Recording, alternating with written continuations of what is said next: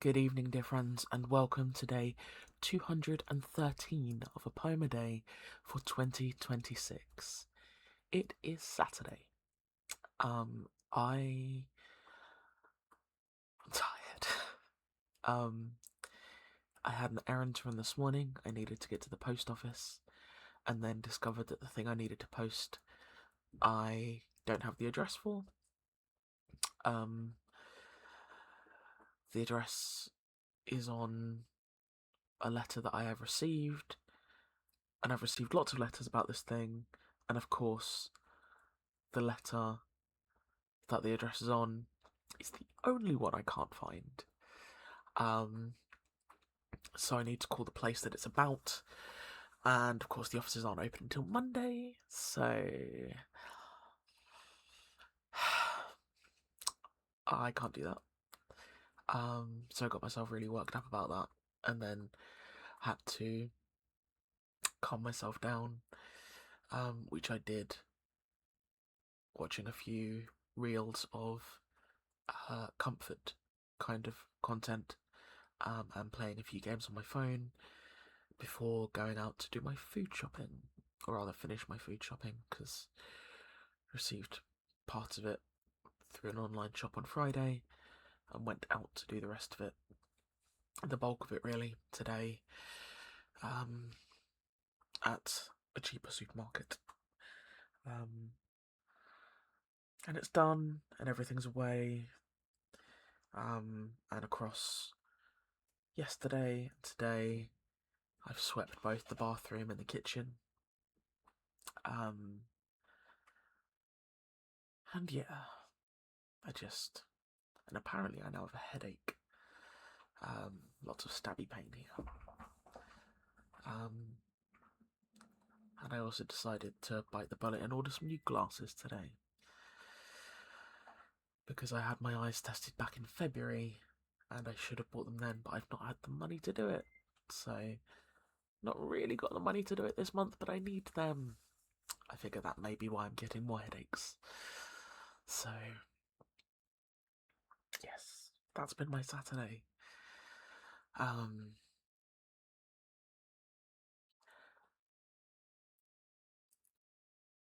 I am hoping for a more relaxed Sunday.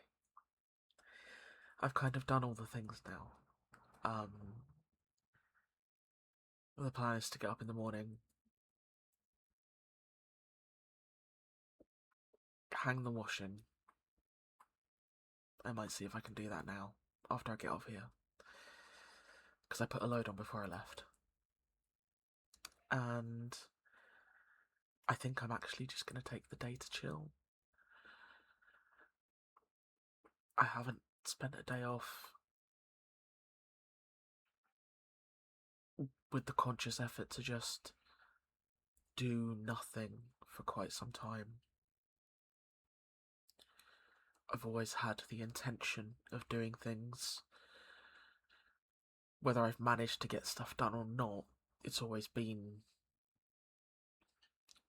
I need to do stuff, and then anxiety about not doing things. So, which in itself is exhausting. So yes, my goal, I think, tomorrow is to chill. I might even log into Stardew Valley for the first time, probably in about 8 months. If you game, what do you play? I'd love to know. I'm not online, but yeah, my farm needs tending. Let's dig into our poem today. I can see that last few days of July and our bonus video for July are sat waiting eagerly to be caught up upon. So when folks do come to catch up, they're going to have an absolute treasure trove of treats. So here we are, the 1st of August. And while I'm fairly certain she won't ever see this. I would like to say a very happy birthday to Pixie. I hope you've had a great day.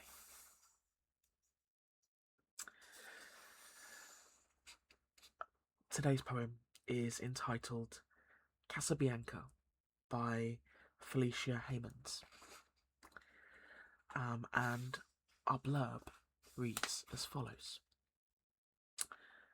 The Battle of the Nile between the British Navy and Napoleon's French Navy took place on the 1st to the 3rd of August in 1798. The poet, Felicia Hemans, is not as well known today as she was during her lifetime in the early 19th century, but the first line of this poem has become very famous indeed. This much copied, much parodied line has actually described a real scene from the Battle of the Nile. Hemans wrote this note explaining the poem. Young Casabianca, a boy about 13 years old, son to the Admiral of the Orient, remained at his post in the Battle of the Nile. After the ship had taken fire, and all the guns had been abandoned and perished in the explosion of the vessel, when the flames had reached the powder. So, this is Casabianca by Felicia Hemans. The boy stood on the burning deck, whence all but he had fled. The flame that lit the battle's wreck shone round him o'er the dead. Yet beautiful and bright he stood, as born to rule the storm, a creature of heroic blood, a proud though childlike form. The flames rolled on, he would not go, without his father's word. That father, faint in death below, his voice no longer heard. He called aloud, "Say, father, say, if yet my task is done." He knew not that the chieftain lay unconscious of his son. "Speak, father," once again he cried, "if I may yet be gone." And but the booming shots replied, and fast the flames rolled on. Upon his brow he felt their breath, and in his waving hair, and looked from that lone post of death in still yet brave despair, and shouted but once more aloud, "My father, must I stay?" Whilst o'er him fast, through sail and shroud, the wreathing fires made sway. They wrapped the ship in splendour wild, they caught the flag on high, and streamed above the gallant child, like banners in the sky. There came a burst of thunder sound, the boy, oh where was he? Ask of the winds that far around with fragments strewed the sea. With mast and helm and pennon fair, that well had borne their part. But the noblest thing which perished there was that young and faithful heart.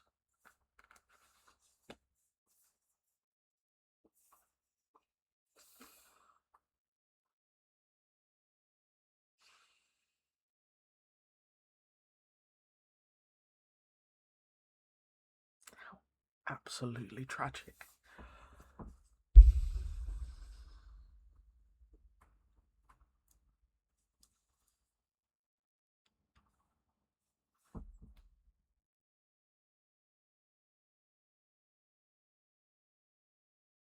That poor boy.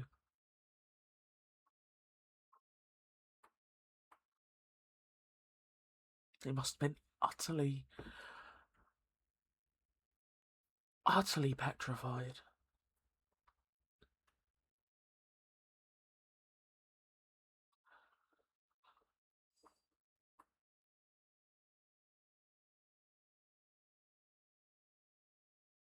But it was so important to him to obey his father's words.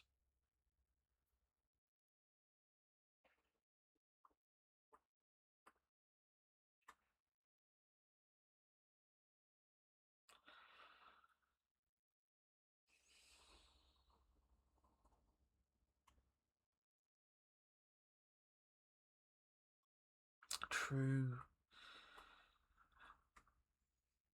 sign of respect to his father, perhaps?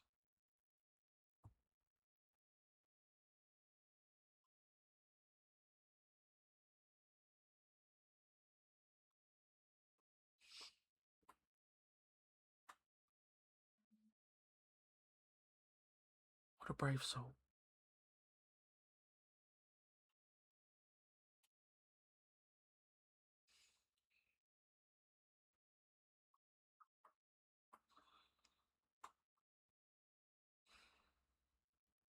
Well, we have a brand new month stretching out before us, friends. And as we can see, it's coming up to about 9 p.m. I am late recording today. But as we can see around us, it's getting darker earlier again. It's still light out, but the ambient light is darkening. I am not too bereft yet that the evenings are gradually beginning to draw in.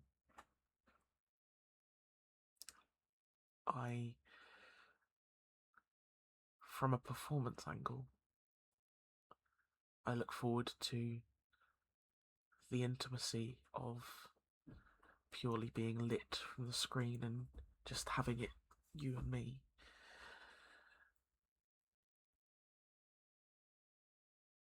But we still have quite a while as yet until it will be dark when we record.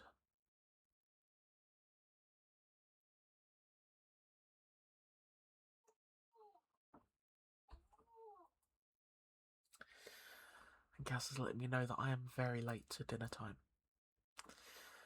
So I will pause there. I hope when you come and join, you enjoy the catch up.